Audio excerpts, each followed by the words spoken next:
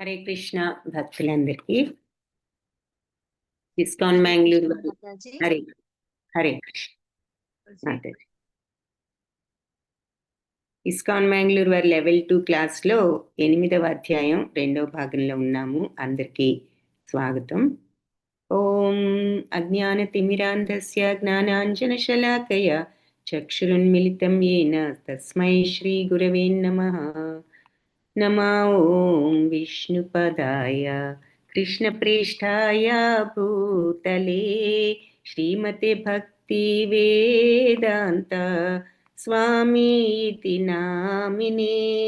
నమస్తే సరస్వతి దేవి గౌరవాణి ప్రచారిణే నిర్విశేష శూన్యవాది పాశ్చాత్య దేశధారిణే.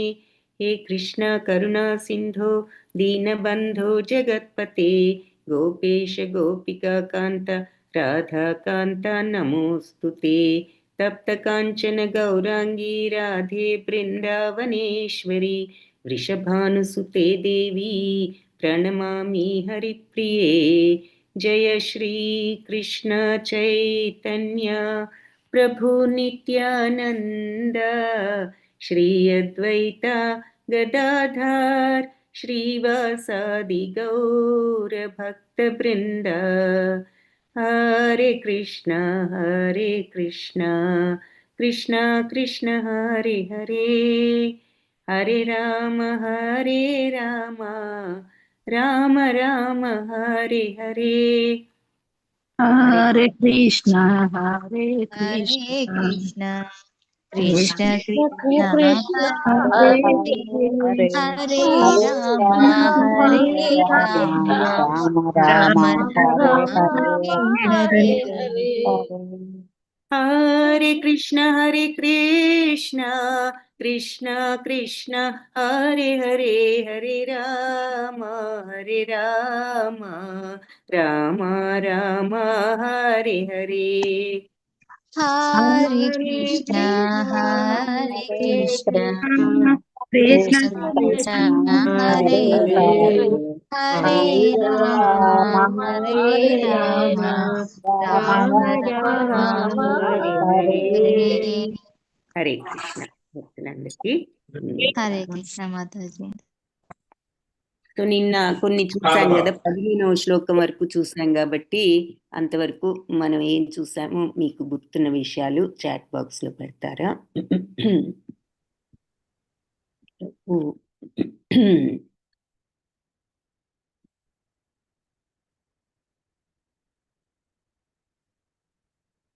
15 శ్లోకాలు చూసాము. 15వ శ్లోకంలో ఏం చూసాము అంటే కంటిన్యూయేషన్ కోసం, అనన్య చేత సతతం యోమాం స్మరతి నిత్యశః తస్యాహం సులభ పార్థ నిత్యయుక్తస్య యోగినః.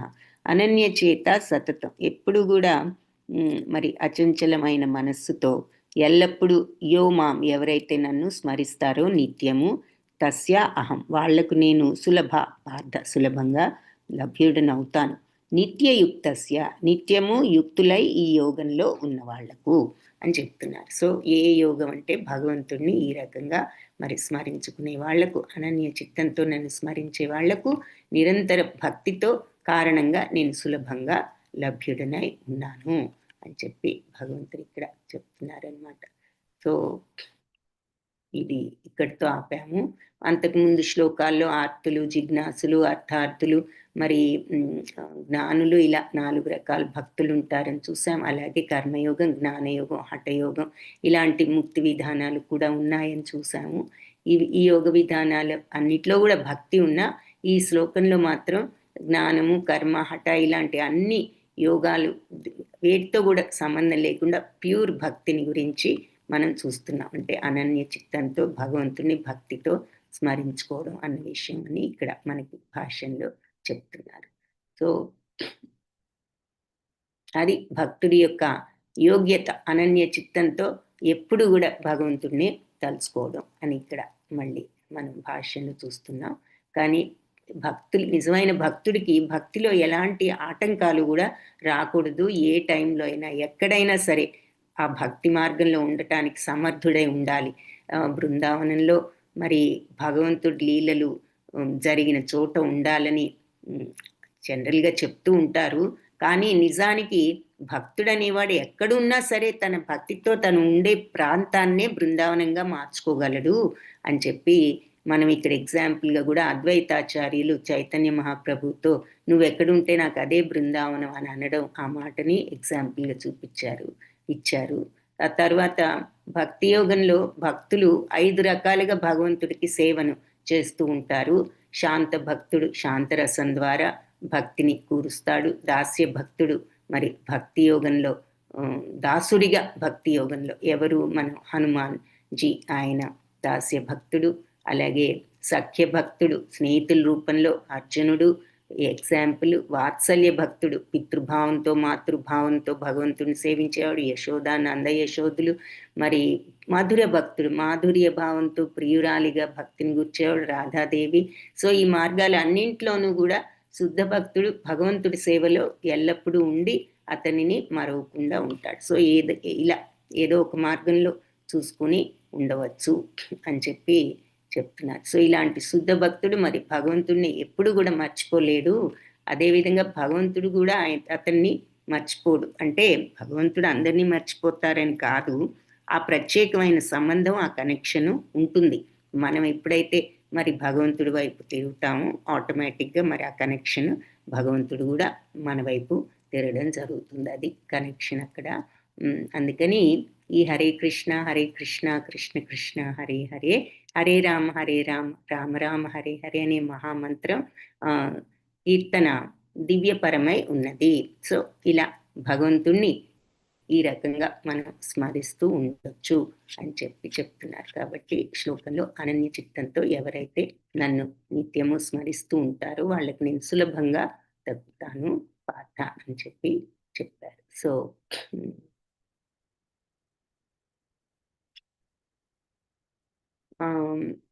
సత్యమాతజీ పెట్టారు, బ్రహ్మం అంటే నాశన రహితము దివ్యమైన జీవుడు. కరెక్ట్. 5 ప్రశ్నలు వేశాడు కదా అర్జునుడు. ఆధ్యాత్మం అంటే జీవుడి యొక్క నిత్య స్వభావం. సో జీవుడు అంటే ఇక్కడ ఎవరు? ఆత్మ. సో నాశనరహితమైన ఆత్మ.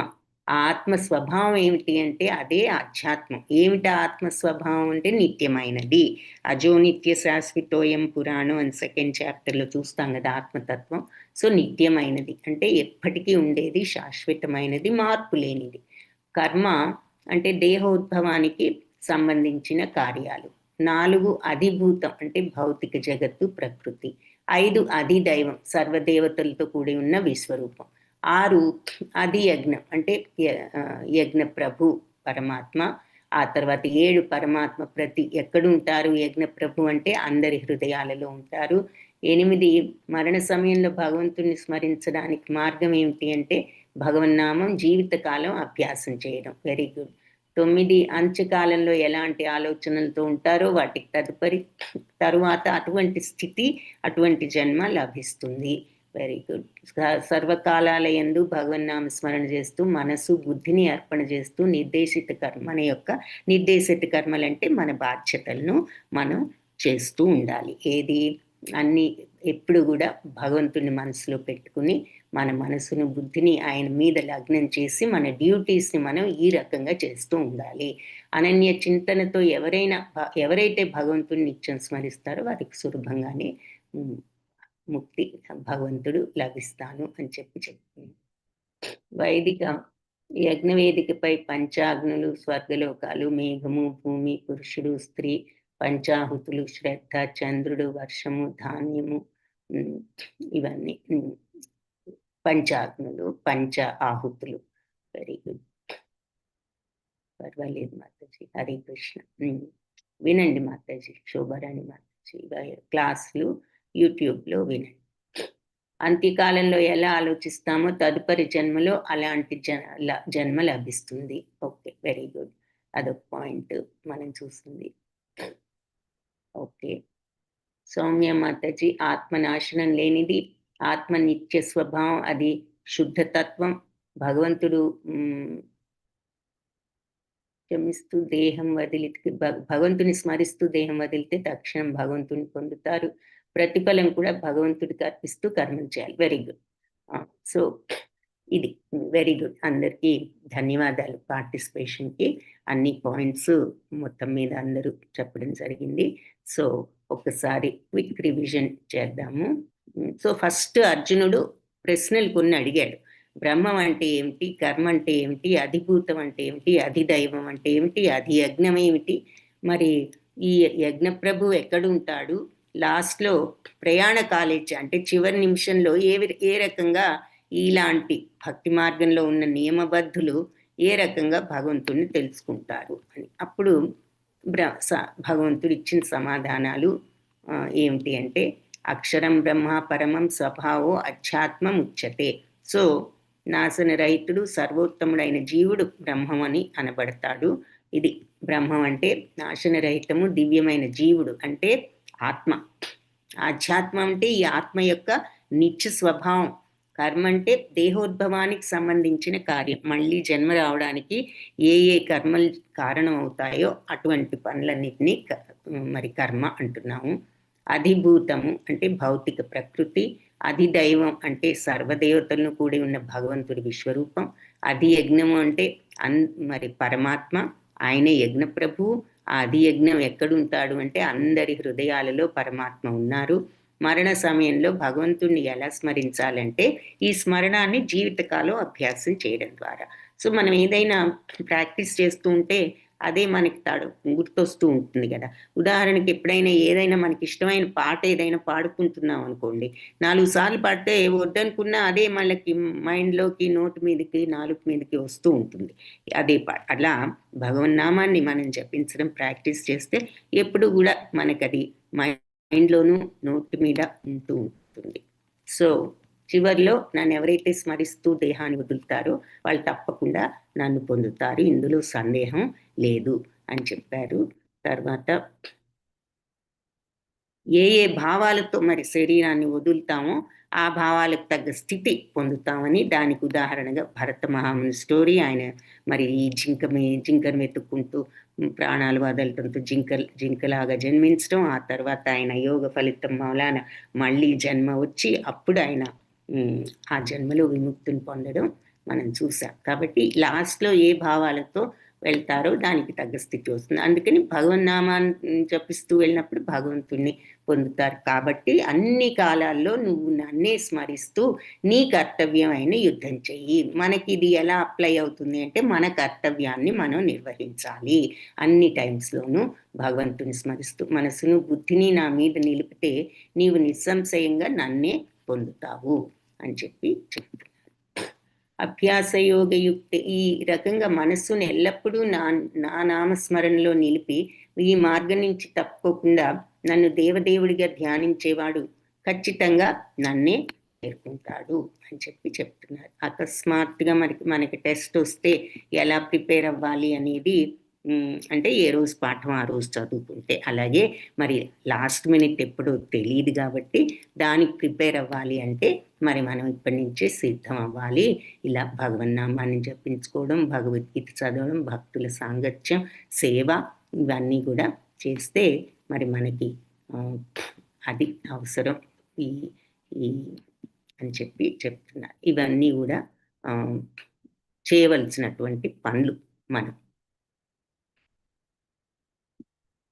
అంటే ముక్తి కోసం అనే కోరికతో కాకుండా ఇది మన బాధ్యత అనుకుని చేయాలి. ఇది కూడా మన బాధ్యత. మరి మనిషిగా జన్మనెత్తిన తర్వాత మనం ఇలా ఉండడం కూడా మన బాధ్యత.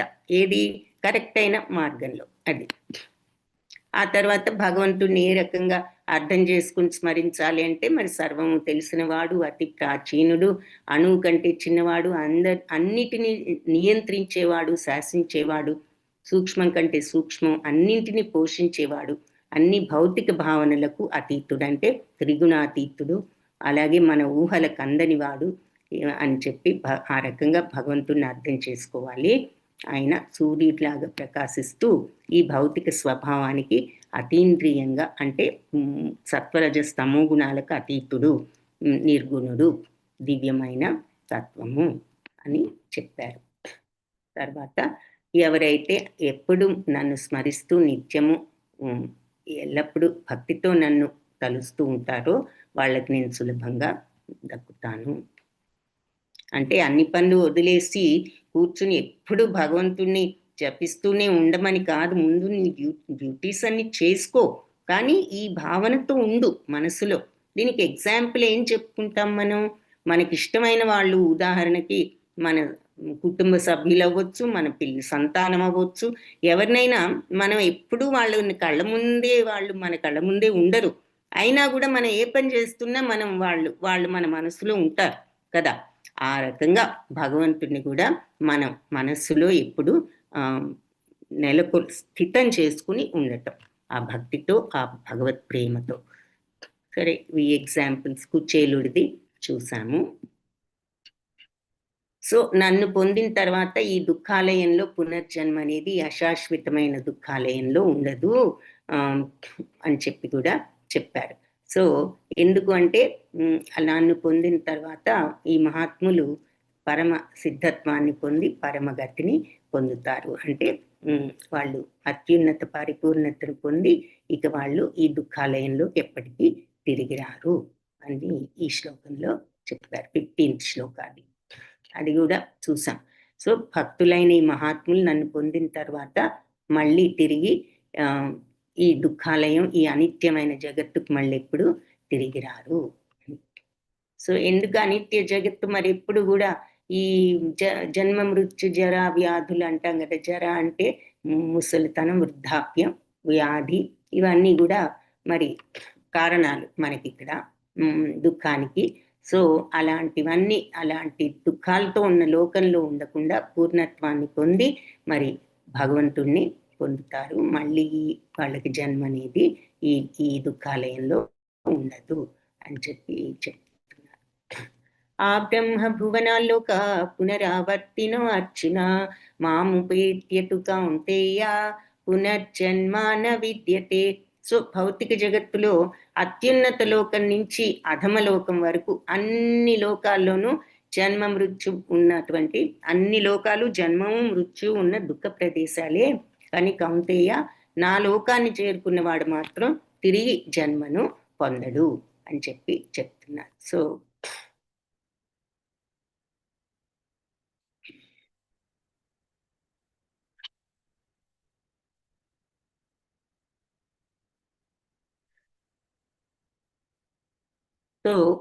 ఇక్కడ ఆ బ్రహ్మభువన్, సో ఇది ఇక్కడ మరి అన్ని లోకాల్లోనూ అన్నారు. 14 లోకాలు ఉన్నాయి కదా. గోలోక చార్ట్ చూడని వాళ్ళు ఎవరైనా ఉన్నారా? ఎవరైనా ఉంటే హ్యాండ్ రేస్ చేయండి. గోలోక చార్ట్ చూడని వాళ్ళు ఎవరైనా ఉంటే. ఒకసారి 14 లోకాల్లో అన్ని లోకాల్లో అంటున్నారు కాబట్టి ఓకే, ఇద్దరు హ్యాండ్ రేస్ చేశారు.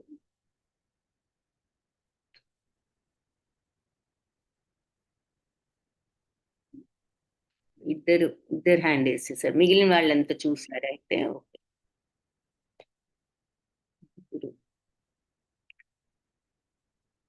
మీరెవరు గోలోక చార్ట్ 18 days క్లాస్ లో చూడలేదా? యూజువల్ గా మనం ఈ చాప్టర్ లో చూపిస్తూ ఉంటాము.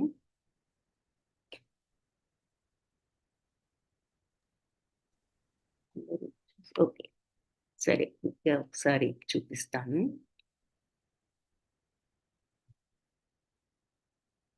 సో ఈ గోలోక చార్ట్ లో మరి మనకి 14 లోకాలు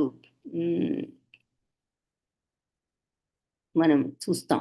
సో పైన కారణోదక సాయి విష్ణువు నుంచి భౌతిక ప్రపంచం మహత్తత్వం వస్తుంది. ఈ మహత్తత్వం నుంచి ఈ భౌతిక ప్రపంచం పుడుతుందని, ఈ మహత్తత్వంలో నుంచి మరి పంచభూతాలు, మనసు, బుద్ధి, అహంకారం ఇవన్నీ కూడా ఉంటాయి ఈ భౌతిక తత్వానికి. ఆ తర్వాత లేయర్స్గా. సో ఈ 14 లోకాలు మరి కారణోదక సాయి నుంచి గర్భోదక సాయి విష్ణు విస్తరణ ఉంటుంది. నెక్స్ట్ విష్ణు అవతారం, ఈ పురుష అవతారాలు అంటారు వీటిని. ఆ తర్వాత ఈ గర్భోదక సాయి విష్ణు గర్భోదక సముద్రంలో ఉండి ఆయన నాభి నుంచి ఈ 14 లోకాలు పుడతాయని చెప్తున్నారు. ఈ 14 లోకాలు ఏమిటి అంటే మరి సత్యలోకం, ఇది బ్రహ్మదేవుడి లోకం. తపోలోకం, ఇక్కడ కుమారులు 4 బ్రహ్మ కుమారులు. ఎవరు? బ్రహ్మదేవుడి పుత్రులు. వాళ్ళు ఎప్పుడు చిన్నపిల్లల్లానే ఉంటారు, కానీ మహాజ్ఞానులు. సనక సనందనాది సనాతన సనత్ కుమారులు వాళ్ళు 4. తర్వాత జనలోకంలో ప్రజాపతులు, మహర్లోకము అంటే మునులు వీళ్ళు ఉండే లోకము.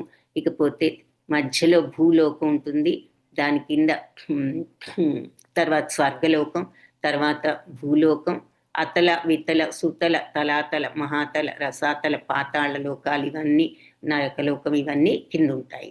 సో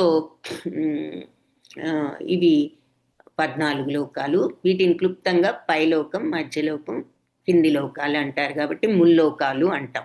14 ఉన్నా కూడా బ్రీఫ్గా క్లుప్తంగా పైలోకాలు, కింది లోకాలు, మధ్యలోకం, భూలోకం అంటాం. కాబట్టి ముల్లోకాలు అంటాం. సో ఇవి 14 లోకాలు. ఈ 14 లోకాల్లో అన్నిట్లో కూడా జననం మరణం ఉన్నది అంటున్నారు. అందుకే బ్రహ్మదేవుడికి కూడా ఆయనకి కొంత ఆయుష్ ఉంది. ఆయన ఆయుష్ చాలా ఎక్కువ అయినప్పటికీ కూడా మళ్ళీ బ్రహ్మదేవుడికి కూడా ఆయుష్ అనేది ఉన్నది. సో అన్నిట్లోనూ జనన మరణాలు ఉన్నాయి. ఆ పైనున్న సత్యలోకమైన బ్రహ్మలోకం దగ్గర నుంచి కింద లోకం వరకు అన్నిట్లోనూ ఈ జనన మరణం అనేది ఉంది అని చెప్తున్నారు ఈ శ్లోకంలో. సో ఆ తర్వాత ఈ గర్భోదక సాయి విష్ణు నాభి నుంచి 14 లోకాలు, ఈ భౌతిక ప్రపంచం ఉద్భవించింది.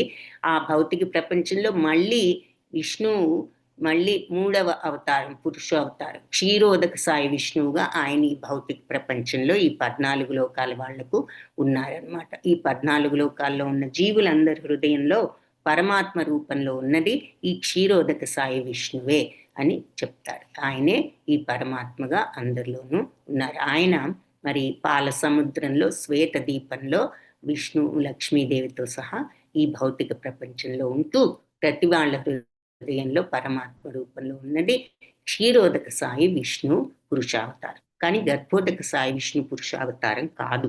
గర్భోదక సాయి నుండి ఈ లోకాలన్నీ వచ్చాయి. మళ్ళీ ఆ లోకంలో భగవంతుడు క్షీరోదక సాయి విష్ణువుగా ఉన్నారు అని ఇక్కడ ఈ గోలోక చాట్లో మనం చెప్తున్నారు. సో ఈ మొత్తం మహత్తత్వం, ఈ భౌతిక ప్రపంచం, గర్భోదక సముద్రం, దానిలో నుంచి 14 లోకాలు, మళ్ళీ అందులో క్షీరోదక సాయి విష్ణు, ఇవన్నీ కూడా మరి చివరకు ముందు కారణోదక సాయి విష్ణువు నుంచి వచ్చాయి. ఆ పైన మనకి బ్రహ్మజ్యోతి, ఆ పైన వైకుంఠము, వైకుంఠంలో లక్ష్మీనారాయణులు, ఆ తర్వాత ఇంకా పైకి వెళ్తే మరి కృష్ణలోకం, గోలోక బృందావనం చూస్తాం అన్నమాట. ఇది. సో మనం ఇక్కడ ఏం చెప్తున్నారంటే భగవన్నామం జపించాము అంటే ఈ హరే కృష్ణ నామాన్ని, అది భూలోకంలో మనం ఇక్కడ అర్థం అన్నారు కదా, ఇక్కడ మనం ఇది జపించినట్లయితే ఈ హరే కృష్ణ మహామంత్రం ఈ రకంగా దారంలాగా వెళ్తుంది. చూడండి, వెళ్తూ వెళ్తూ ఎక్కడికి వెళ్తుంది? పైకి వెళ్ళి వైకుంఠంలోకి వెళ్ళింది. మళ్ళీ వైకుంఠం నుంచి ప్రయాణం చేస్తూ ఇంకా పైకి వెళ్తోంది. ఎక్కడికి?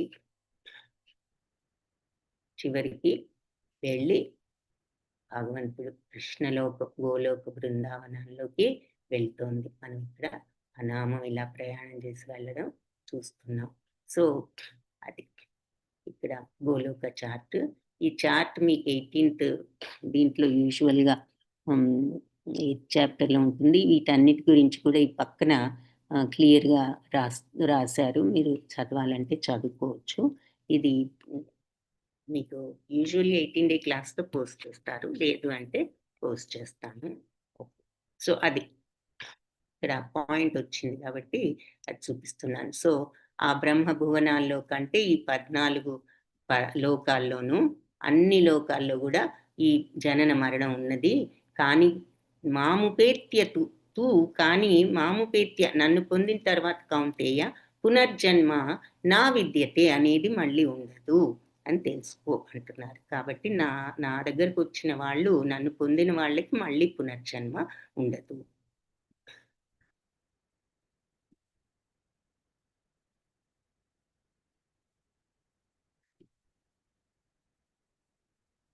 సహస్రయుగ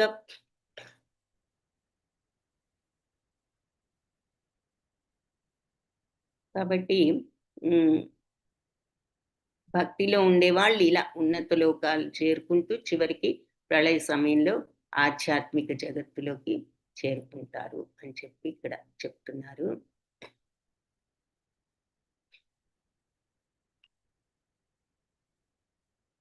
ఇక భగవద్గీత వ్యాఖ్యానంలో శ్రీధర స్వామి ఏం రాశారంటే, విశ్వప్రళయం సంభవించినప్పుడు భక్తులంతా కూడా బ్రహ్మ, అతని భక్తులు అందరూ కూడా వాళ్ళ కోరికలను అనుసరించి ఆధ్యాత్మిక జగత్తులో వివిధ లోకాల్లోకి వెళ్తూ ఉంటారు అని చెప్పి చెప్తారు. సో సహస్రయుగ పర్యంతం అహర్యద్ బ్రహ్మణో విదుహు అహయత్ బ్రహ్మణో విదుః రాత్రిం యుగ సహస్రాంతం తేహోరాత్ర విదో జనాః. సో మన మానవ సమయం పరిగణాన్ని లెక్కను అనుసరించి మనుష్యుల యొక్క లెక్క ప్రకారం 1000 యుగాలు అయితే మనకి బ్రహ్మదేవుడికి ఒక పగలు, అలాగే ఆయన రాత్రి కూడా అంతే పరిమాణం కలిగి ఉంటుంది. సో 1000 యుగాలు అయితే ఆయనకు ఒక్క పగలు, 1000 యుగాలు ఒక రాత్రి అన్నమాట. సో బ్రహ్మదేవుడి లైఫ్ ఎంత పెద్దదనేది ఇక్కడ మనకి చెప్తున్నారు.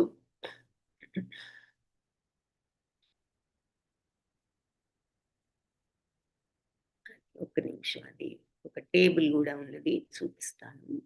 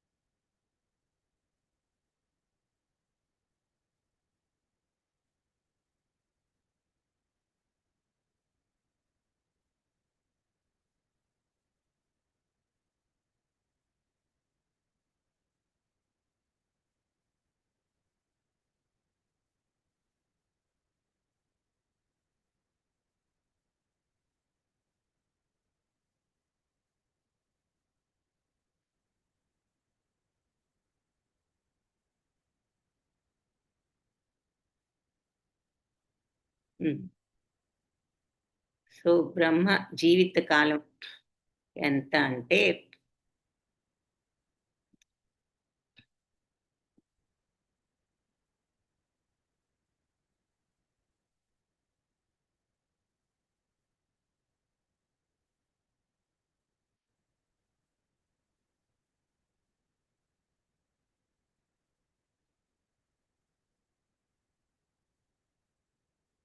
సో బ్రహ్మదేవుడికి మరి 4 యుగాలు కలిపితే, మొత్తం 4 యుగాలు కలిపితే సత్యయుగం, త్రేతాయుగం, ద్వాపరయుగం, కలియుగం అన్నీ కలిపి దాదాపు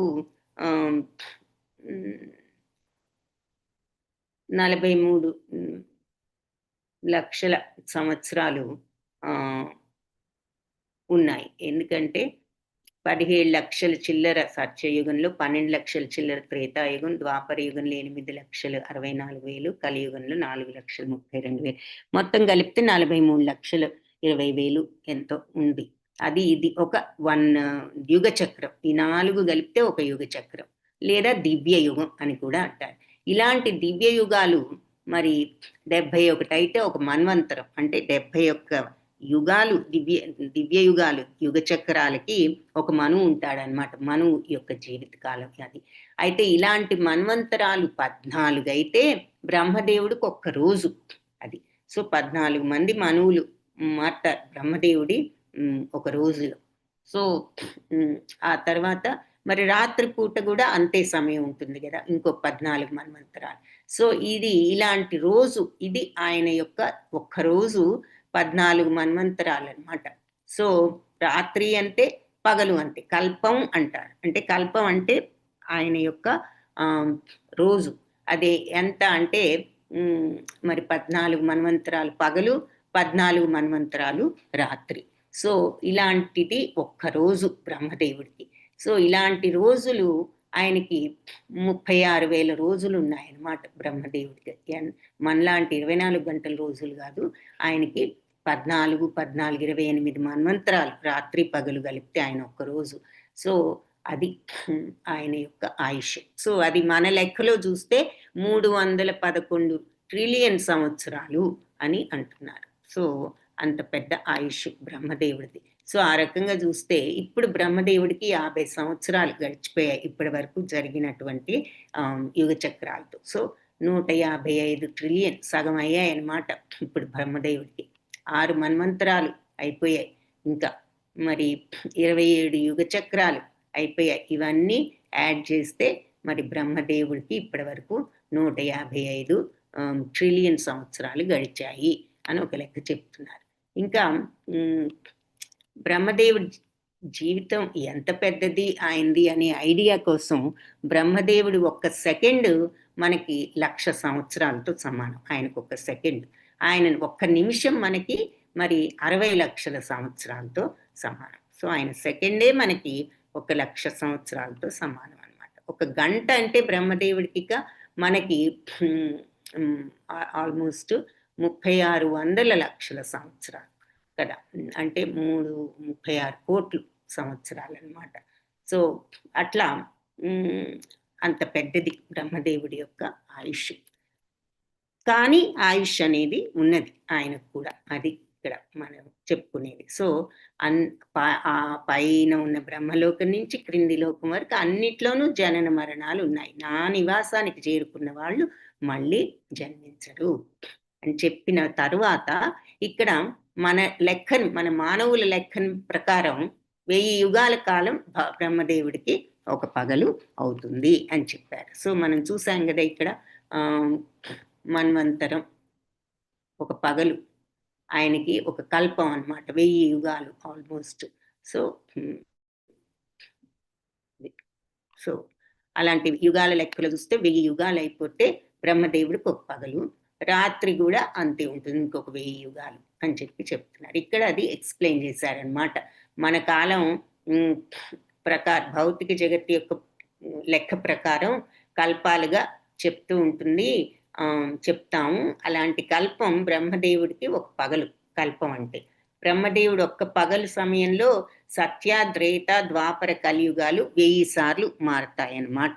సో అజ్ఞానము, దుర్గుణాలు ఏమీ లేకుండా కేవలం సద్గుణాలు, జ్ఞానము, ధర్మాలతో ఉండే సత్యయుగం 17 లక్షల చిల్లర సంవత్సరాలు ఉన్నది. త్రేతాయుగంలో దుర్గుణం ప్రవేశిస్తుంది. ఈ యుగం 12 లక్షలతో, అంటే చెడు ప్రవేశించిన కొద్దికి ఆ యుగం యొక్క ఆయుష్ తగ్గిపోతుంది అనమాట. సో త్రేతాయుగంలో దుర్గుణం ప్రవేశించింది, ఆ యుగ కాల పరిమితి 12,96,000 సంవత్సరాలు. ద్వాపరయుగంలో సద్గుణం, ధర్మం ఇంకా కొంచెం నశించి దుర్గుణం ఇంకా పెరిగిపోయింది, దాని కాల పరిమితి 8,64,000 సంవత్సరాలు. ఇక లాస్ట్ లో ఉన్న కలియుగంలో సద్గుణం అంతా దాదాపు నశించిపోయి కలహాలు, అజ్ఞానం, అధర్మం, దుర్గుణం, వ్యసనం ఇలాంటి లక్షణాలన్నీ విజృంభించాయి. అందుకని ఈ యుగపు కాల పరిమితి ఓన్లీ 4,32,000 సంవత్సరాలే ఉన్నాయి. ఈ యుగంలో మరి గత 5,000 సంవత్సరాలు మనం చూసాం, అంటే ఇప్పటి వరకు సుమారుగా అన్ని సంవత్సరాలు గడిచిపోయాయి కదా. సో అది సో దీంట్లో దుర్గుణము, పాపం మరి ఎక్కువగా ఉంది కాబట్టి యుగాంతంలో భగవంతుడు కల్కి అవతారంలో దానవులను నిర్జించి భక్తుల్ని రక్షించి ఇంకొక సత్యయుగాన్ని ప్రారంభిస్తారు. ఆ విధంగా జగత్ కార్యం కొనసాగించబడుతూ ఉంటుంది అని చెప్పి చెప్తున్నారు. ఇలాగే 4 యుగాలు గనక 1000 సార్లు మారాయి అంటే అప్పుడు బ్రహ్మదేవుడికి ఒక పగలు పూర్తవుతుంది అని చెప్పి చెప్తున్నారు. సో ఆ యుగ చక్రాలు 1000 అయితే గనక బ్రహ్మదేవుడికి ఒక్క పగలు అవుతుందన్నమాట. అలాగే రాత్రి కూడా అంతే పరిమాణం, అదే సైజు కదా, పగలెంతో రాత్రి అంతే. మళ్ళీ ఇంకొక 1000 యుగ చక్రాలు అయితే రాత్రి అవుతుంది. సో బ్రహ్మదేవుడు అలాంటి 100 సంవత్సరాల కాలం ఉంటారనమాట ఆయన. ఉండి తదుపరి అప్పుడు దేహాన్ని త్యజిస్తారు. సో మన లెక్క, మానవుల లెక్క ప్రకారం బ్రహ్మదేవుడు 100 సంవత్సరాల కాలం ఎంత అంటే 311 ట్రిలియన్లు 40 బిలియన్ సంవత్సరాలతో సమానం. మనం ఇక్కడ అది చూసాం కదా, 311 ట్రిలియన్స్ అని చెప్తున్నారు. ఆ 40 బిలియన్స్ ని 0.04 ట్రిలియన్ అవుతుంది, అందుకని అక్కడ అది చూపిస్తున్నారు. సో లెక్క ఇది. ఈ సంఖ్యను బట్టి బ్రహ్మదేవుడి ఆయుష్ పరిమితి మనకేమనిపిస్తుంది? అద్భుతం, అనంతం, అబ్బో ఇన్ని సంవత్సరాలంటే మాటలా ఎప్పుడూ పర్మనెంట్గా ఉన్నట్టే అనిపిస్తుంది. కానీ నిత్యత్వ దృష్టిలో చూస్తే అది మెరుపు మెలిసినంత కాలమే అని అంటున్నారు. అంటే ఈ పెద్ద ప్రకృతి, దీని సృష్టి, వీటన్నిటినీ దృష్టిలో పెట్టుకుని చూసినట్లయితే ఆ బ్రహ్మదేవుడికి ఇంత పెద్ద ఆయుష్ ఉన్నా కూడా అది కూడా మెరుపు మెరిసినంత కాలమే. ఈ కారణార్ణవ జలం ఉన్నది కదా, అంటే కారణ సముద్రంలో కారణోదక సాయి ఉన్నాడని మనం చూసాం కదా గోలోక చాట్లో.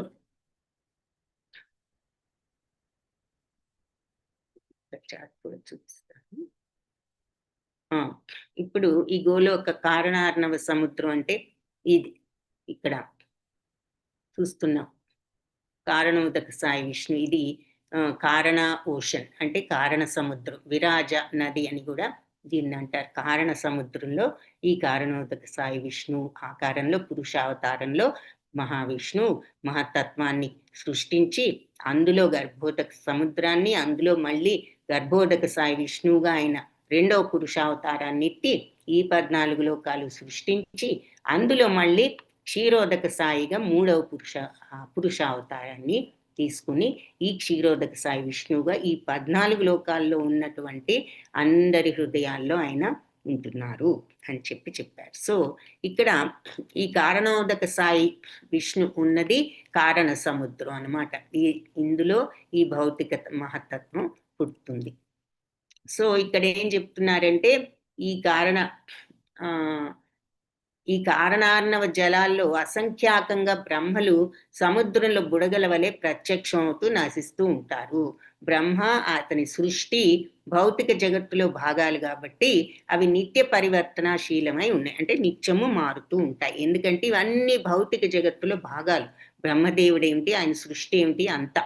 సో ఈ కారణ సముద్రంలో ఇవన్నీ కూడా నీటి బుడగల్లాగా ప్రత్యక్షమయ్యి మళ్ళీ నశిస్తూ ఉంటాయి. మరి అంతే కదా, అవన్నీ పుట్టినప్పుడు అన్నీ ఉంటాయి, మళ్ళీ మొత్తం నశిస్తాయి, ఆ తర్వాత మళ్ళీ పుడతాయి. ఇవన్నీ ఇలా బుడగల్లాగా పుడుతూ పోతూ ఉంటాయి అన్నమాట. అందుకని ఈ బుడగలు ఆయన ఊపిరి బయటకు వదిలినప్పుడు ఈ బుడగలన్నీ వస్తాయని, విశ్వాలు సృష్టించబడతాయని వాటిల్లో నుంచి ఆయన లోపలికి మళ్ళీ ఊపిరి తీసుకున్నప్పుడు అవన్నీ ఆయనలో విలీనం అవుతాయి అని చెప్తారు. సో అది ఇవన్నీ కూడా బుడగల్ లాంటివే.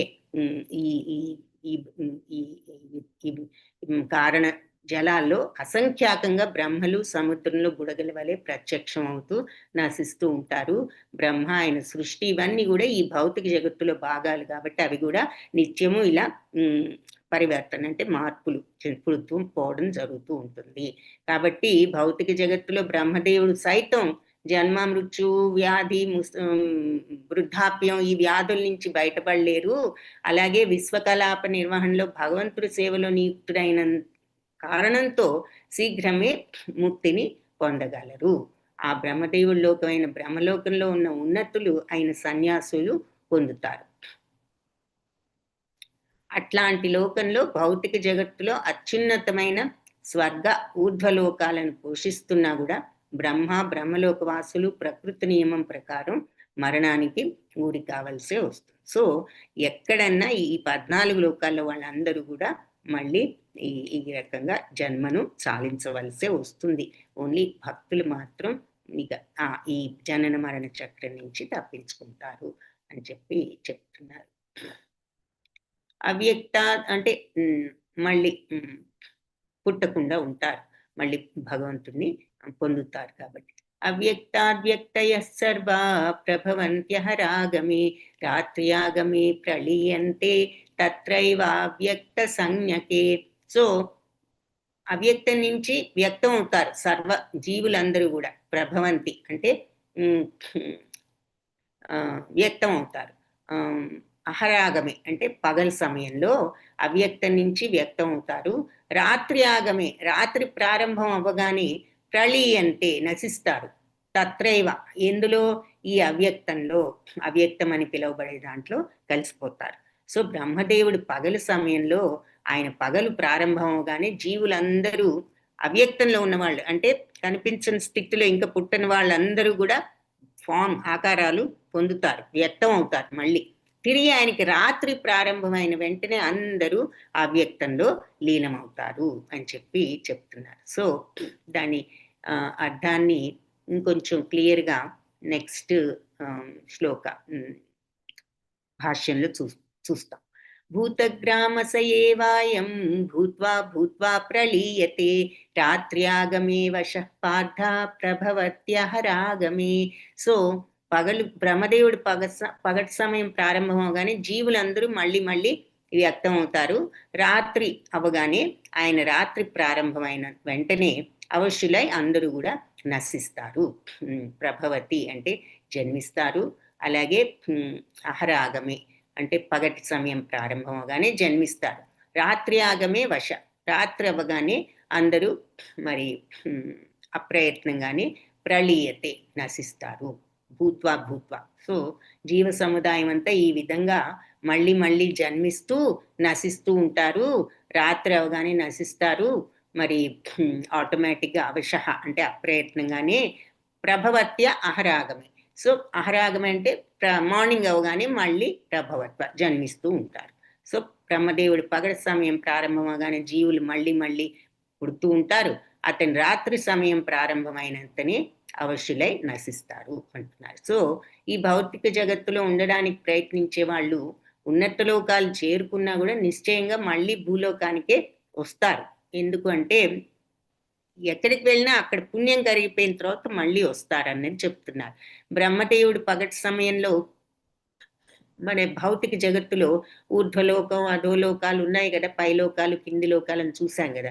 వాళ్ళ అక్కడ అందరూ కూడా వాళ్ళ పనులు వాళ్ళు చేసుకుంటూ బ్రహ్మదేవుడు రాత్రి సమయం అరిదించగానే ఈ లోకాల్లో ఉన్న వాళ్ళందరూ కూడా నశించిపోతారు.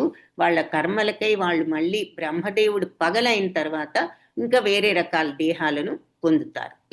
అలాంటి రాత్రి సమయంలో ఎటువంటి దేహం లేకుండా విష్ణు దేహంలో ఉంటారు. తిరిగి బ్రహ్మదేవుడి పగలు ప్రారంభమైన వెంటనే మళ్ళీ వ్యక్తం అవుతూ ఉంటారు. ఏదో ఒక దేహంలో మళ్ళీ పుడుతూ ఉంటారు.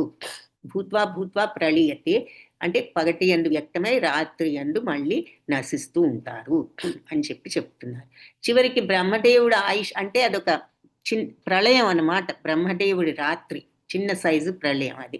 చివరికి బ్రహ్మదేవుడు ఆయుష్య తీరిపోయిన తర్వాత అందరూ అది మహాప్రళయం అంటారు దాన్ని. అప్పుడు ఇక వాళ్ళందరూ కూడా నశించిపోయి కోట్లాది సంవత్సరాల అవ్యక్తంలో ఉంటూ తిరిగి బ్రహ్మదేవుడు జన్మించగానే మళ్ళీ వ్యక్తం అవుతారు. ఈ రకంగా వాళ్ళు భౌతిక జగత్తు మాయతో మోహితులు అవుతుంటారు. మళ్ళీ భౌతిక జగత్తులోకి రాగానే భౌతిక జగత్తులో ఈ సత్వరజస్తమో గుణాల మాయతో మోహితులు అవుతూ ఉంటారు. కానీ భక్తిభావాన్ని స్వీకరించే జ్ఞానవంతులైన మనుష్యులు మాత్రం హరే కృష్ణ కృష్ణ కృష్ణ హరే హరే, హరే రామ రామ రామ హరే హరే అని నామ సంకీర్తనం చేస్తూ భగవంతుడి భక్తి సేవలోనే మానవ జన్మను నియోగిస్తారు.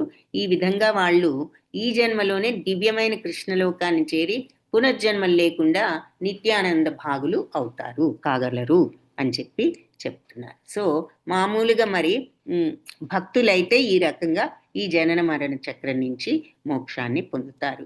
లేదు అంటే ఇక మళ్ళీ ఇలా జన్మను తీసుకుంటూ మళ్ళీ తిరిగి జగత్తు సృష్టించబడ్డప్పుడు మళ్ళీ ఈ జగత్తులోకి వస్తారు అని చెప్పి ఇక్కడ భాష్యంలో మనకు చెప్తున్నారు. సో శ్లోకంలో ఏం చెప్తున్నారంటే ఈ జీవులన్నీ రాత్రి బ్రహ్మదేవుడికి రాత్రి అవడంతోనే ప్రకృతిలో లీనమై పగలు కాగానే మళ్ళీ జన్మిస్తూ ఉంటాయని. సో ఇక్కడ బ్రహ్మదేవుడి పగలు రాత్రి ఎంతో మళ్ళీ ఇక్కడ ఒకసారి చూపిస్తున్నారు. ఒక్కరోజు మరి ఆల్మోస్ట్ 86,400 లక్షలు సంవత్సరాలు అన్నమాట. అంటే 864 కోట్ల సంవత్సరాలు బ్రహ్మదేవుడికి ఒక రోజు. ఆయన పగలు 432 కోట్లు, రాత్రి ఇంకొక 432 కోట్లు. సో కలిపితే ఆయన ఒక రోజు ఇంత పెద్దదన్నమాట. సో ఆయన పగలు సమయంలో మరి అందరూ పుట్టడం, మళ్ళీ రాత్రి సమయంలో మళ్ళీ విలీనం అవడం జరుగుతుంది అని చెప్తారు. సో అది.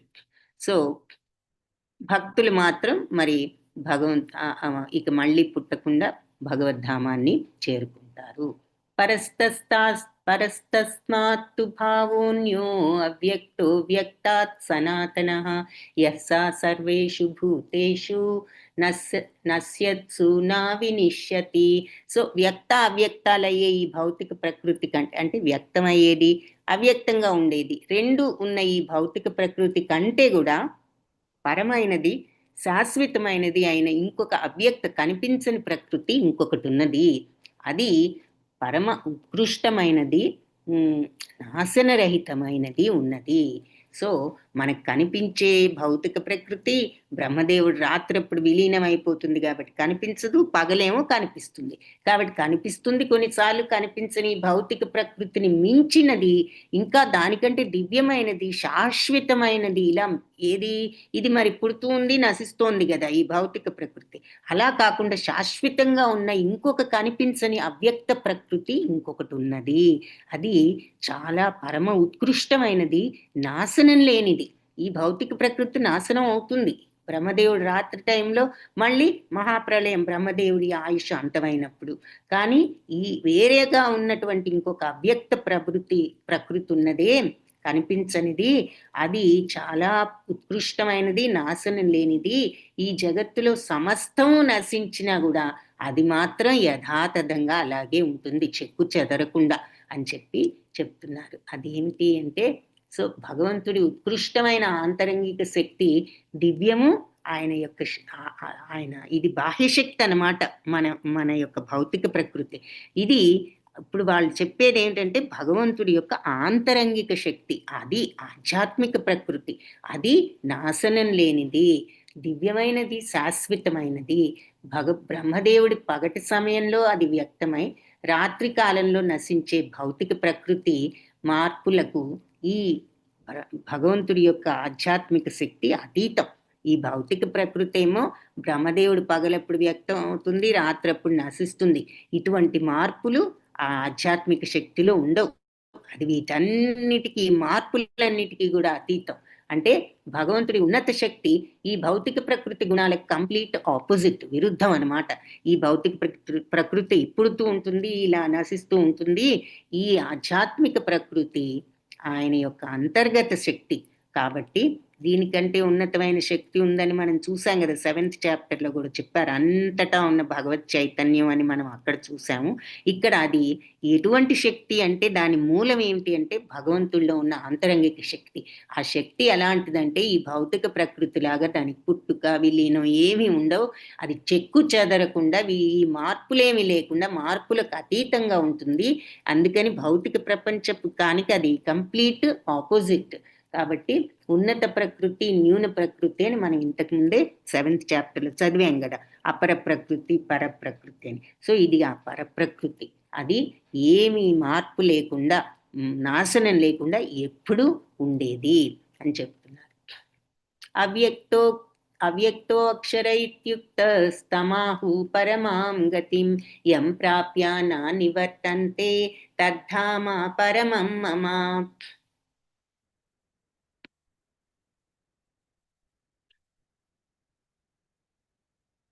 అటెండెన్స్ పెడతాను, అందరూ అటెండెన్స్ తీసుకోండి.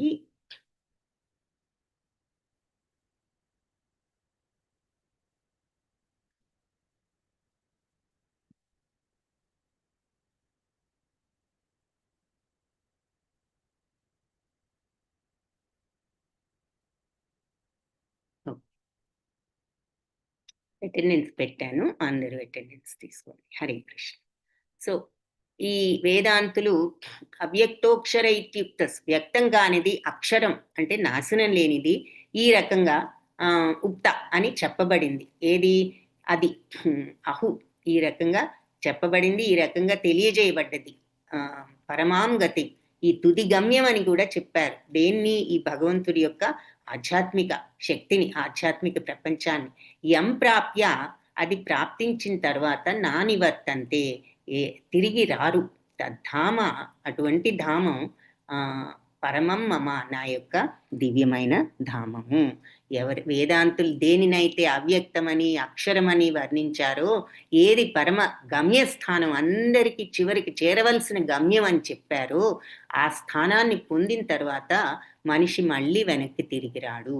అట్లాంటి ధామం తద్ధామ పరమం మమ, అట్లాంటి దివ్యధామం నా ధామం అని చెప్తున్నారు. సో బ్రహ్మదేవ్ భగవద్ధామాన్ని గురించి మనం మరి భగవంతుని చేరుతాము అంటే ఆ దివ్యధామం ఎలా ఉంటుందని చెప్తున్నారు. నా దివ్య నివాసం వ్యక్తం కానిది, నశింపు లేనిది, అందరికీ కూడా పరమ గమ్యం అది. చివరికి జీవుడు అక్కడికి చేరుకున్న తర్వాత తిరిగి రాడు. అది నా యొక్క సర్వోన్నత నివాసం, తద్ధామ పరమం, అటువంటి ధామం నా దివ్యధామం అని చెప్తున్నారు. ఇక్కడ మనకి గోలోక బృందావనాన్ని చూపిస్తున్నారు. సో మాతాజీ లెవెల్ 3 అటెండెన్స్ పెట్టారు మాతాజీ. లెవెల్ 2 అటెండెన్స్ ఇందాక మాతాజీ శ్రీదేవి పెట్టారా? మాతాజీ పెట్టారు. లెవెల్ 2ది పెట్టారు శ్రీదేవి మాతాజీ గారు. నేను బై ఇది మిస్టేక్ లెవెల్ 3 వచ్చింది మాతాజీ. ఓకే, చూస్తాను మాతాజీ. థ్యాంక్స్ సరే సరే హరే మాతాజీ. హరే కృష్ణ. చూస్తాను ఒకసారి. అయితే నేను లెవెల్ 2 పెట్టాను. ఓకే, సరే మీకు మాతాజీ ఎలాగో పెట్టారు కదా, అయితే తీసుకోండి. Okay okay.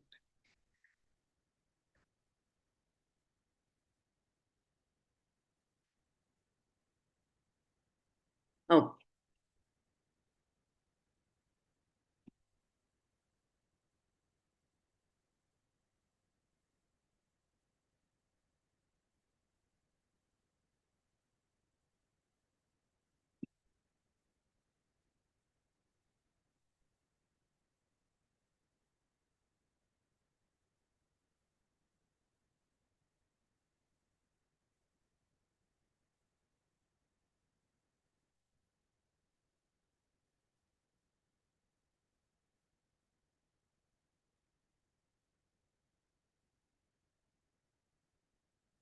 Same A Mataji. I think okay. So అయితే అది డిలీట్ చేస్తాను, అది ఫిల్ చేయొద్దు. Okay, thank you Mataji. Hare Krishna. So Lakshmi Narasimha Mataji ఇది వద్దు, అంతకుముందు ఇచ్చారు కదా, అది తీసుకోండి. మాతాజీ పెట్టింది తీసుకోండి. మళ్ళీ పెడతాను ఒకవేళ మీకు కన్ఫ్యూజన్గా ఉంటే. సరే మాతాజీ. ఇప్పుడు పెట్టింది కరెక్టే. సో అది తీసుకోండి, ఓకేనా? ఓకే.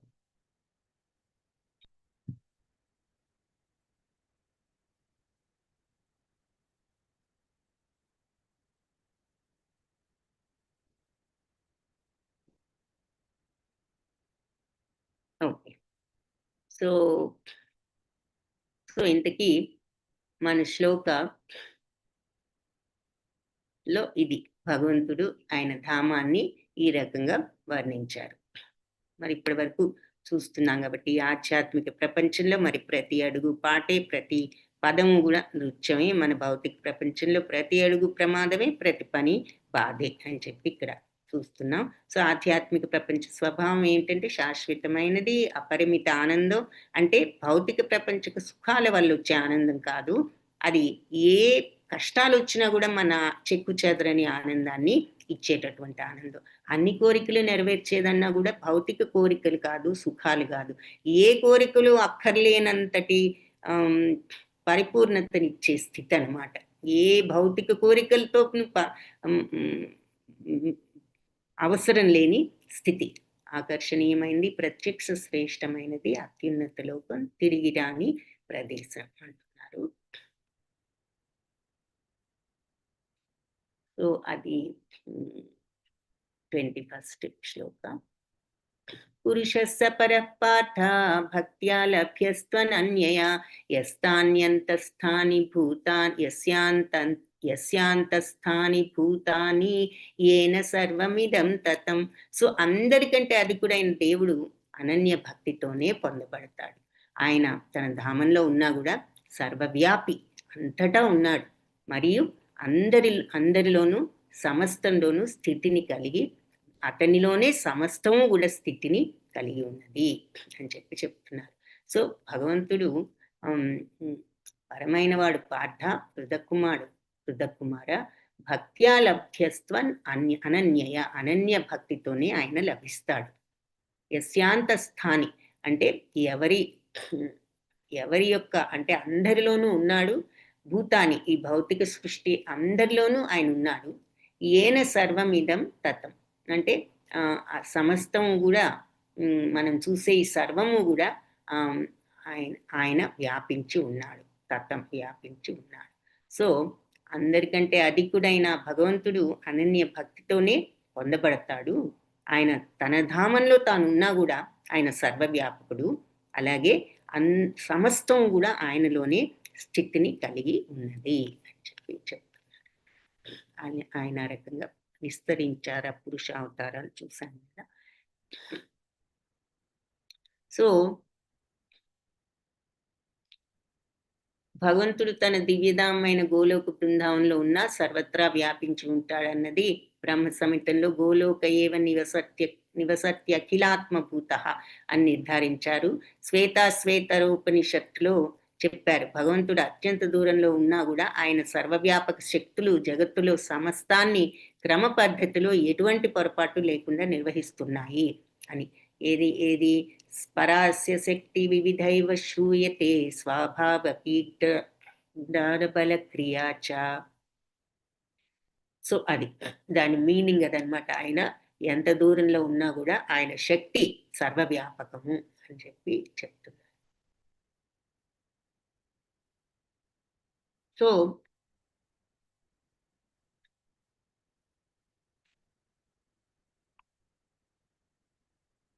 సో భగవంతుడు ఆధ్యాత్మిక శక్తికి సంబంధించినది అయినప్పటికీ జగత్తు సంబంధించిందైనా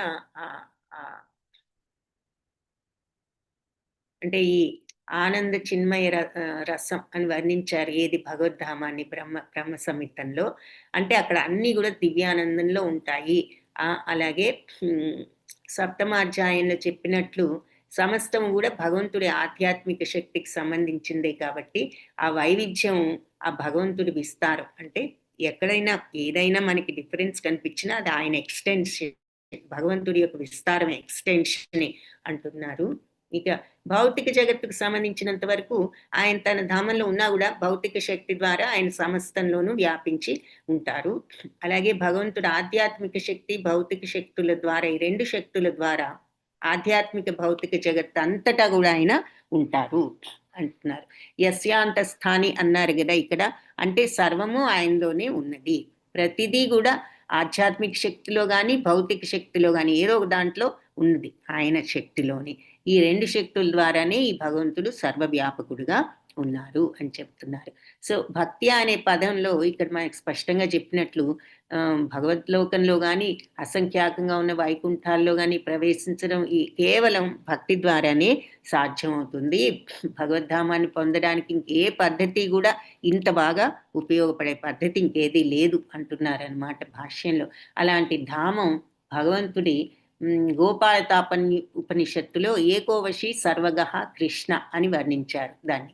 అంటే ఆ దివ్యధామంలో శ్రీకృష్ణ నామాంకితుడైన దేవదేవుడు ఒక్కడే ఉన్నాడు అని చెప్పి ఉపనిషత్తులో చెప్పారట. అతడు దివ్య కరుణాపూర్ణుడు ఒక్కడిగానే ఉన్నప్పటికీ భగవంతుడు కోట్లాది సంపూర్ణ రూపాల్లో విస్తరించి ఉంటాడు. నిశ్చలంగా ఉన్నా కూడా ఫలాలు పుష్పాలు పత్రాలు కలిగి ఉండే వృక్షంతో దేవదేవుణ్ణి వేదాలు పోలుస్తున్నాయి. మరి చెట్టు కదలకుండా ఉంటుంది కానీ దానికి ఎన్ని పుష్పాలు వస్తాయి, పత్రాలు వస్తాయి, ఆకులు మరి ఇవన్నీ ఉంటాయి కదా. అలాగే భగవంతుడు కూడా ఆయన నిశ్చలంగా ఒక చోట ఉన్నా ఇలా సర్వత్రా ఆయన ఇలా పువ్వుల్లాగా పండ్లాగా మొత్తం పుష్పాల్లాగా అన్ని చోట్ల వ్యాపించి ఉన్నారు. సంపూర్ణ అంశలైన వైకుంఠాధిపతులు చతుర్బాహువులు ఉండి పురుషోత్తముడు అంటే ఇవన్నీ కూడా భగవంతుడి అంశలన్నమాట. పురుషోత్తముడు, త్రివిక్రముడు, కేశవుడు, మాధవుడు, అనిరుద్ధుడు, హృషికేశుడు, సంకర్షణుడు, ప్రద్యుమ్నుడు, శ్రీధరుడు, వాసుదేవుడు, దామోదరుడు, జనార్దనుడు, నారాయణుడు, వామనుడు, పద్మనాభుడు అని రకరకాల నామాలతో మనం భగవంతుణ్ణి పిలుస్తూ ఉంటాం కదా. అది ఇక్కడ చెప్తున్నారు గోలోక చాట్లో. ఒకసారి చూపిస్తాను మళ్ళీ. ఇక్కడ మనం చూస్తే ఇవన్నీ కూడా మనం ఇక్కడ చూస్తాం. సంకర్షణుడు, పద్మనాభ, ప్రద్యుమ్నుడు, మరి అనిరుద్ధుడు, ఆ తర్వాత వాసుదేవుడు, సంకర్షణుడు, మధుసూదనుడు, ఇలా విష్ణువు, గోవింద, ఉపేంద్ర, రకరకాల నామాలు, శ్రీధరుడు, ప్రద్యుమ్నుడు, ఇట్లా ఉన్నాయన్నమాట. సో అది ఇక్కడ చెప్తున్నారు అని, పలు నామాలతో పిలువబడుతూ ఉంటారు అని. భగవంతుడు తన దివ్యధామమైన గోలోకంలో ఉన్నా కూడా సర్వత్రా వ్యాపించి ఉండడం చేత సమస్తము సలక్షణంగా జరుగుతుందని బ్రహ్మ సంహితంలో ఉంది. ఆయన వ్యాపించి ఉండబట్టి గోలోక ఏవ నివసత్య అఖిలాత్మభూత అని నిర్ధారించారు వేదాల్లో. మరి శ్వేతాశ్వేతరోపనిషత్తులో కూడా భగవంతుడు అత్యంత దూరంలో ఉన్న సర్వవ్యాపక శక్తులు, ఆయన సర్వవ్యాపక శక్తులు జగత్తులో సమస్తాన్ని క్రమ పద్ధతిలో ఎలాంటి పొరపాటు లేకుండా నిర్వహిస్తున్నాయి అని చెప్పి శ్వేతాశ్వేతరోపనిషత్తు కూడా చెప్పింది అంటున్నారు. ఇంతకీ శ్లోకంలో చూసిన విషయం ఏంటి అంటే, అందరికంటే అధికుడైన దేవదేవుడు అనన్య భక్తితోనే పొందబడతాడు. ఆయన తన ధామంలో ఉన్నా కూడా సర్వవ్యాపకుడై ఉన్నాడు.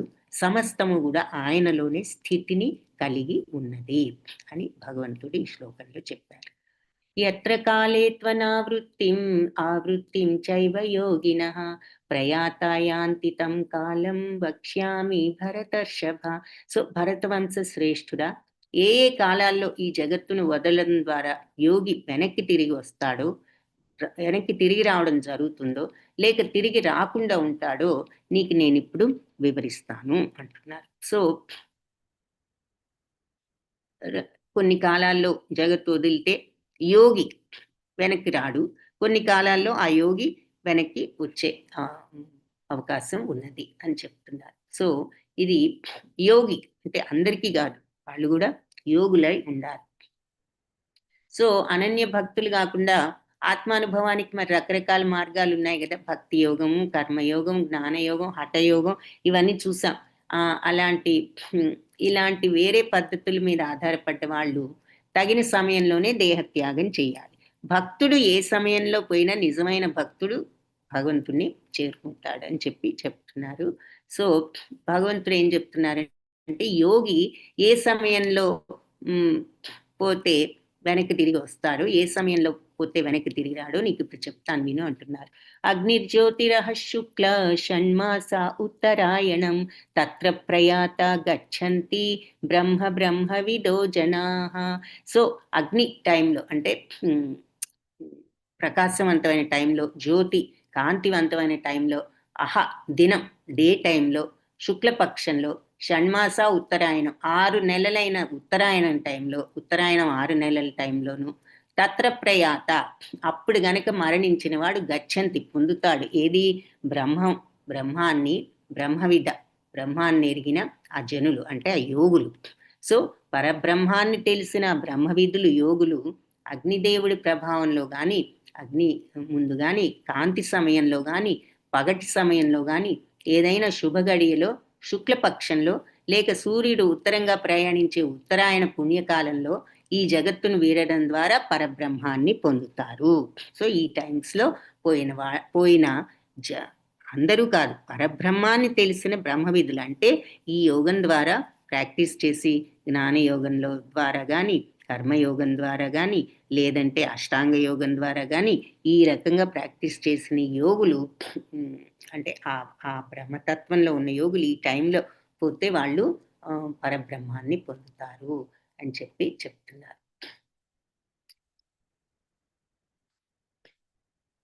అంటే వాళ్ళు కొంతమంది యోగాభ్యాసంలో నిష్ణాతులైన వాళ్ళు వాళ్ళ దేహత్యాగం చేసే స్థలము, సమయం నిర్ధారించుకోగలరు, కానీ అందరికీ ఇది సాధ్యం కాదు. ఒకవేళ యాదృచ్ఛికంగా ఎవరైనా పుణ్యఘడిలో మరణిస్తే జనన మరణ చక్రంలో వాళ్ళు కూడా మళ్ళీ ప్రవేశించరు. అంటే వాళ్ళు కాదు, యాదృచ్ఛికంగా ఈ యోగులు కనుక ఆ టైంలో పోతే వాళ్ళు మళ్ళీ వాళ్ళకి మోక్షం వస్తుంది. అలా కాకుండా వాళ్ళు తిరిగి అట్లా కానట్లయితే వేరే టైంలో పోతే మళ్ళీ జన్మ వస్తుంది అంటున్నారు. కానీ భక్తుడైన భక్తుడికి మాత్రం శుభాశుభ సమయాల్లో ఏ టైంలో దేహాన్ని వదిలినా యాదృచ్ఛికంగా అంటే యాదృచ్ఛికంగా పోయినా కానీ మళ్ళీ వెనక్కి వస్తాడనే భయం లేదు అని చెప్పి చెప్తున్నారు భక్తుడికి. ధూమో రాత్రిస్తదా కృష్ణ షణ్మాస దక్షిణాయనం తత్ర చాంద్రమసం జ్యోతిర్ యోగి ప్రాప్య నివర్తతే. సో ధూమంలో రాత్రి సమయంలో కృష్ణపక్షంలో సూర్యుడు షణ్మాస దక్షిణాయనం అంటే 6 నెలలైన దక్షిణాయనంలో తత్ర చాంద్రమసం అప్పుడు చంద్రలోకాన్ని జ్యోతి ప్రకాశాన్ని యోగి ప్రాప్య యోగి పొందుతాడు. తర్వాత నివర్తతే తిరిగి వస్తాడు. అంటే దక్షిణాయన సమయం ధూమంలో అంటే కొంచెం సాయంత్రం పొగ సమయంలో అని, రాత్రి సమయంలో కృష్ణపక్షంలో దక్షిణాయనంలో మరణించే యోగి చంద్రలోకాన్ని పొందినా మళ్ళీ తిరిగి వెనక్కి వస్తాడు. సో వీళ్ళు చంద్రలోకంకి వెళ్తారు, కాకపోతే మళ్ళీ తిరిగి వస్తారు అని చెప్పి చెప్తున్నారు. సో చంద్రలోకంలో కూడా మరి వీళ్ళంతా ఈ యోగులు ఉంటూ ఉంటారు అని చెప్పి మనకి చెప్తున్నారు భాష్యంలో కూడా. సోమరసాన్ని పానం చేస్తూ వాళ్ళు అక్కడ జీవితాన్ని అనుభవిస్తారు, చివరిలో మళ్ళీ భూలోకానికి తిరిగి వస్తారు. అంటే దీని అర్థం ఏమిటంటే మనకి తెలియకపోయినా ఉన్నతులైన జీవులు చంద్రలోకంలో ఉన్నారు అని చెప్పి చెప్తున్నారు. సో భగవంతుడు ఇంతకీ శ్లోకంలో చెప్పింది రాత్రిపూట కృష్ణపక్షంలో దక్షిణాయనంలో పోయిన వాళ్ళు అలాంటి యోగులు చంద్రలోకాన్ని పొంది మళ్ళీ వెనక్కి వస్తారు అంటున్నారు. శుక్లకృష్ణే గతి హేతే జగత శాశ్వతే మతే ఏకయా యాత్యనావృత్తిం అన్యయా వర్తతే పునః. సో ఈ చీకటి వెలుగులు ఈ జగత్తును వదలటానికి వేదాభిప్రాయం ప్రకారం శుక్లపక్షం కృష్ణపక్షం అని 2 మార్గాలు ఉన్నాయి.